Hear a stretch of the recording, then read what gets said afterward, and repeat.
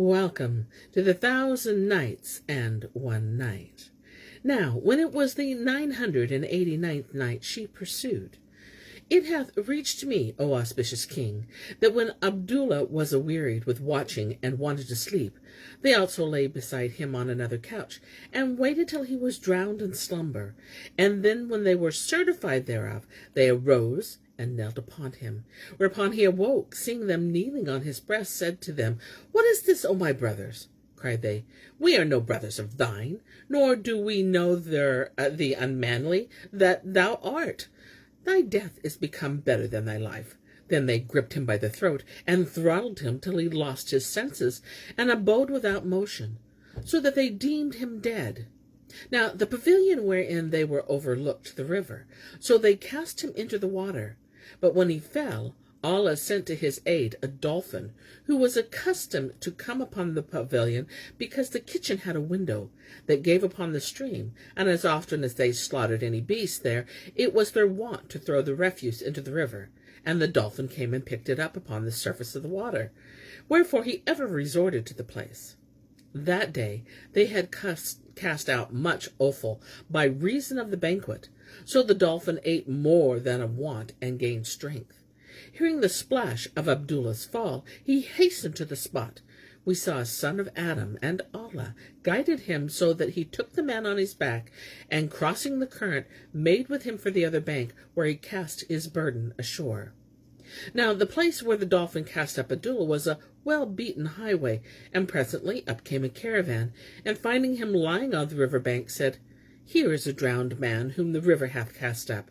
And the travellers gathered round to gaze at the corpse. The sheikh of the caravan was a man of worth, skilled in all sciences, and versed in the mystery of medicine, and withal sound of judgment. So he said to them, O folk, what is the news? They answered, Here is a drowned man. Whereupon he went up to Abdullah, and examining him, said to him, O folk, there is life yet in this young man, who is a person of condition, and of the sons of the great, bred in honor and fortune, and inshallah, there is still hope of him. Then he took him, and clothing him in dry clothes, warmed him before the fire, after which he nursed him and tended to him for 3 days' march, till he revived. But he was passing feeble by reason of the shock, and the chief of the caravan proceeded to medicine him with such simples as he knew, what while they ceased not faring on till they had travelled 30 days' journey from Basra, and came to a city in the land of the Persians by the name of Auj. Now here they alighted at the khan, and spread Abdullah a bed, where he lay groaning all night, and troubling the folk with his groans. And when morning morrowed, the concierge of the khan came to the chief of the caravan, and said to him, What is this sick man thou hast with thee? Verily he disturbeth us. Quoth the chief, I found him by the way on the river bank, and well nigh drowned, and I have tended him, but to no effect, for he recovereth not. Said the porter, Show him to Sheikha Rajah. Who is this religious? Asked the chief of the caravan. And the doorkeeper answered, This is with us a holy woman, a clean maid, and a comely called Rajiha, to whom they present whoso hath any ailment.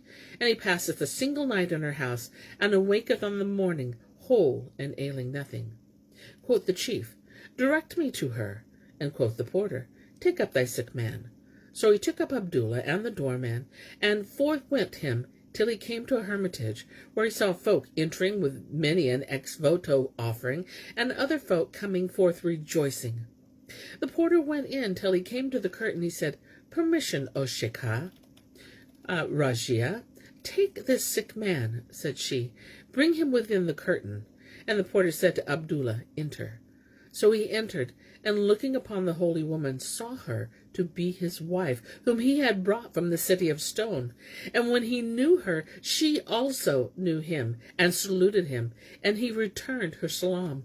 Then said he, Who brought thee hither? And she answered, When I saw that thy brothers had cast thee away, and were contending concerning me, I threw myself into the sea. But my sheikh al-Khazir Abu al-Abbas took me up, and brought me to this hermitage, where he gave me to leave to heal the sick, and bade cry in the city. Whoso hath any ailment, let him repair to the Sheikha Rajia. And he also said to me, tarry in this hermitage till the tide be tide, and thy husband come to thee. So all the sick used to flock to me, and I rubbed them and shampooed them, and they awoke on the morrow whole and sound. Whereby the report of me became noised abroad among the folk, and they brought me votive gifts, so that I have with me abundant wealth. And now I live here in high honor and worship, and all the people of these parts seek my prayers. Then she rubbed him, and by the ordinance of Allah the Most High, he became whole. Now Al-Kazi used to come to her every Friday night, and it chanced that the day of Abdullah's coming was a Thursday.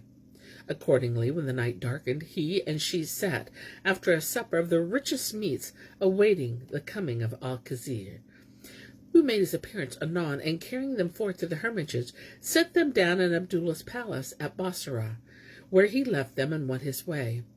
As soon as it was day, Abdullah examined the palace and knew it for his own. Then, hearing the folk clamoring without it, looked forth of the lattice, and saw his brothers crucified, each on his own cross. Now the reason of this was as ensueth. When they had thrown him into the Tigris, the twain arose on the morrow, weeping and saying, O brother, the Jinnah hath carried off our brother.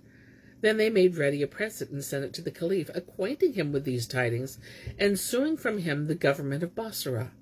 He sent for them and questioned them, as they told him the false tale that we have recounted, whereupon he was exceeding wroth.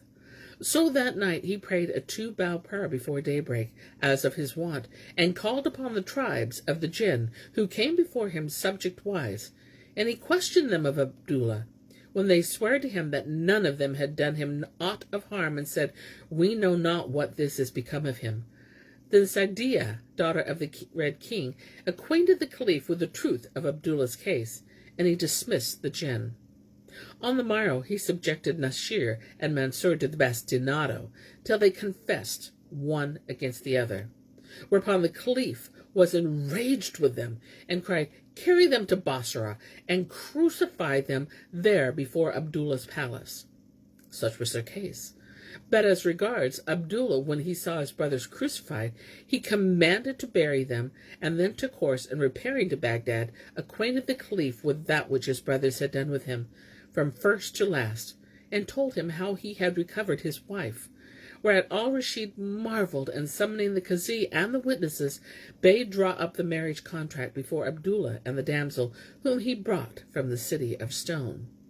So he went into her, and wandered with her at Basra, till there came to them the destroyer of delights and the severer of societies, and extolled be the perfection of the living who dieth not. Moreover, auspicious king, I have heard a tale anent of Ma'aruf the Cobbler and his wife Fatimah. There dwelt once in a time in the God-guarded city of Cairo a cobbler who lived by patching old shoes. His name was Ma'aruf, and he had a wife named Fatimah, whom the folk had nicknamed the Dung, for that she was a whorish, worthless wretch, scanty of shame and mickle of mischief. She ruled her spouse, and used to abuse him and cursed him 1,000 times a day. And he feared her malice, and dreaded her misdoings, for that he was a sensible man, and careful of his repute, but poor conditioned. When he earned much, he spent it on her, and when he gained little, she revenged herself on his body that night, leaving him no peace, and making his night black as her book. For she was even as one of her like, the poet said. How manifold nights have passed with my wife, in the saddest plight, with all misery rife. Would heaven, when first I went in to her with a cup of cold poison, I'd taken her life. Amidst other afflictions which befell him from one night, she said to him, O Ma'aruf, I wish thee to bring me this night a vermicelli cake dressed with bees' honey. He replied, So Allah Almighty aid me to its price, I will bring it to thee. By Allah, I have no dirhams today, but our Lord will make things easy, rejoined she. And Shahrazad perceived the dawn of the day, and ceased to say her permitted say.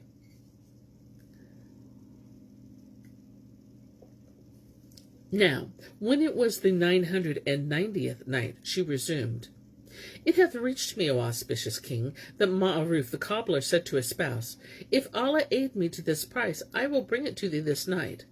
By Allah, I have no dirhams today, but our Lord will make things easy to me. She rejoined, I wot not of these words, whether he aid thee or aid thee not. Look, thou come not to me, save with vermicelli and bees' honey. And if thou come without, I will make thy night black as thy fortune, whenas thou marriest me and fellest into my hand. Quoth he, Allah is bountiful.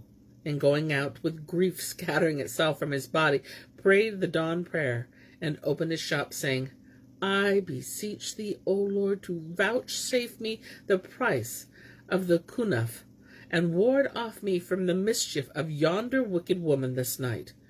After which he sat in the shop till noon. But no work came to him, and his fear of his wife redoubled. Then he arose, and locking his shop, went out perplexed as to how he should do in the matter of the vermicelli cake, seeing he had not even the wherewithal to buy bread. Presently he came to the shop of the kunafa seller, and stood there before him distraught, whilst his eyes brimmed with tears. The pastry cook glanced at him and said, O Master Ma'aruf, why dost thou weep? Tell me what hath befallen thee. So he acquainted him with his case, saying, My wife is a shrew, a virago, who would have me bring her a kunafa, but I have sat in my shop till past midday, and have not even gained the price of bread, wherefore I am in fear of her. The cook laughed and said, No harm shall come to thee. How many pounds wilt thou have? 5 pounds? Asked Ma'aruf. So the man weighed out 5 pounds of vermicelli cake, and said to him, I have clarified butter, but no bees' honey. Here is drip honey, however, which is better than bees' honey, and what harm will there be if it be drip honey? Ma'aruf was ashamed to object, because the pastry chef was to have such patience with him for the price, and said, Give it we with drip honey. So he fried a vermicelli cake for him, and butter, and drenched it with drip honey, till it was fit to present to kings. Then he asked him, Dost thou want bread and cheese? And Ma'aruf answered, Yes. So he gave him 4 half dirhams worth of bread, and 1 of cheese, and the vermicelli was 10 nufs.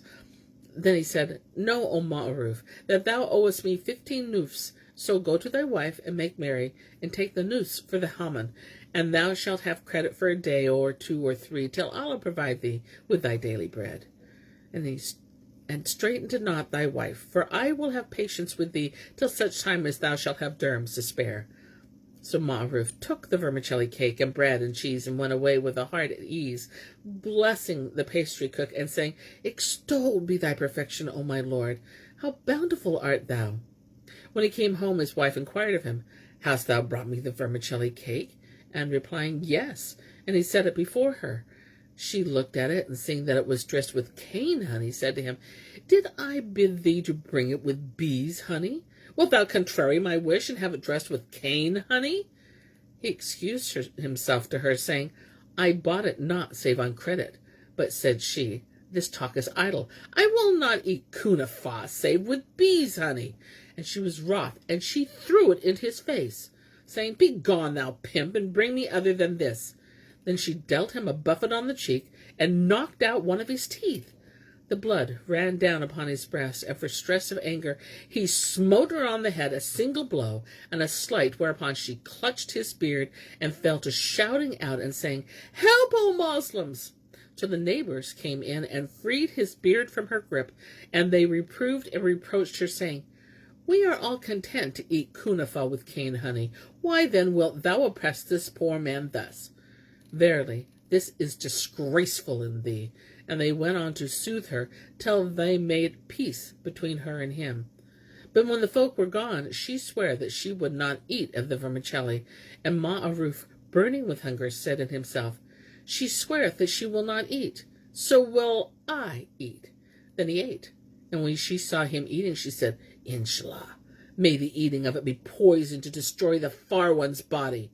Quoth he, It shall not be at thy bidding, and went on eating, laughing, and saying, Thou swearest that thou wouldest not eat of this, but Allah is bountiful.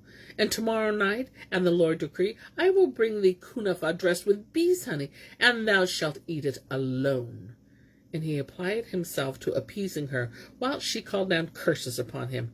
And she ceased not to rail to him, and revile him with gross abuse, till the morning, when she bared her forearm to beat him. Quoth he, Give me time, and I will bring the other vermicelli cake. Then he went out to the mosque and prayed, after which he betook himself to his shop, and opening it, sat there. But hardly had he done this, when up came 2 runners from the Kazi's court, and said to him, Up with thee, speak with the Kazi, for thy wife hath complained of thee to him, and her favour is thus and thus. He recognized her by their description, and saying, May Allah Almighty torment her, walked with them till he came to the Kazi's presence, where he found Fatimah standing with her arm bound up, and her face veiled, besmeared with blood, and she was weeping, and wiping away her tears. Quoth the Kazi, O man, hast thou no fear of Allah the Most High? Why hast thou beaten this good woman, and broken her forearm, and knocked out her tooth, and entreated her thus? And quoth Ma'aruf, If I beat her, or put out her tooth, sentence me to what thou wilt. But in truth the case was thus, and the neighbours made peace between me and her. And he told him the story from first to last. Now this Kazi was a benevolent man, so he brought out to him a 1/4 dinar, saying, O man, take this and get her kunafa with bees' honey, and do ye make peace, thou and she. Quoth Ma'aruf, Give it to her. So she took it, and the Kazi made peace between them, saying, O wife, obey thy husband, and thou, O mine, man, deal kindly with her. Then they left the court, reconciled at the Kazi's hands, and the woman went out one way, whilst the husband returned by another way to his shop, and sat there, when behold, the runners came up to him and said, Give us our fee. Quoth he, The Kazi took not of me aught. On the contrary, he gave me a 1/4 dinar. But quoth they, 'Tis no concern of ours, whether the Kazi took of thee or gave to thee, and if thou give us not our fee, we will exact it in despite of thee. And they fell to dragging him about the market. So he sold his tools, and gave them 1/2 dinar, whereupon they let him go, and went away, whilst he put his hand to his cheek, and sat sorrowful, for that he had no tools wherewith to work. Presently came up 2 ill-favoured fellows, and said to him, Come, O man, and speak with the Kazi, for thy wife hath complained of thee to him. Said he, He made peace between us just now. But said they, We came from another Kazi, and thy wife hath complained of thee to our Kazi. So he arose, and he went with them to the Kazi, calling on Allah for aid against her. And when he saw her, he said to her, Did we not make peace, good woman? Whereupon she cried, There abideth no peace between me and thee.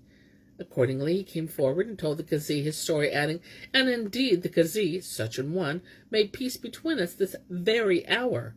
Whereupon the Kazi said to her, O strumpet, since ye 2 have made peace with each other, why comest thou to me complaining?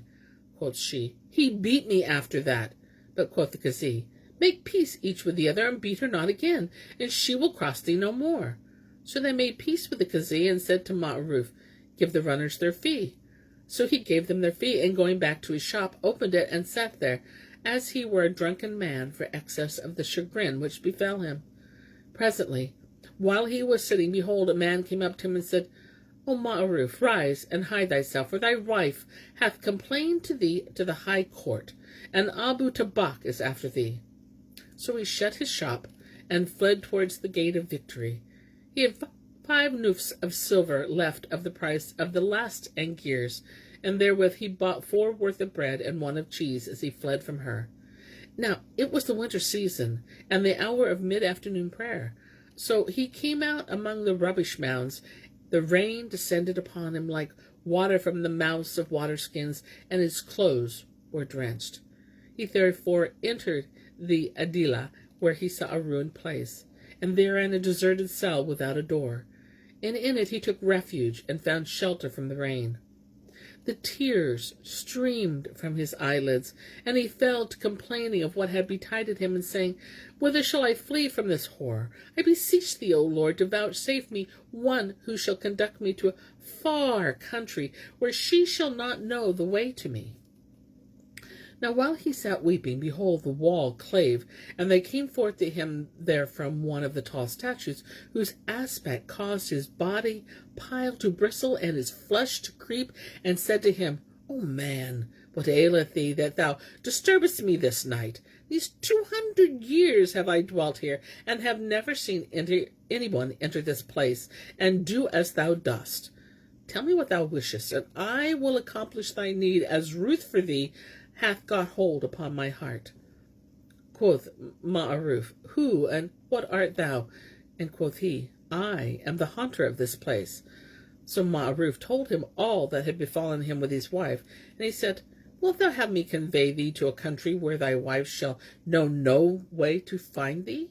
Yes, said Ma'aruf, and the other, Then mount my back. So he mounted on his back, and he flew with him from after supper tide till daybreak, when he set him down on the top of a high mountain.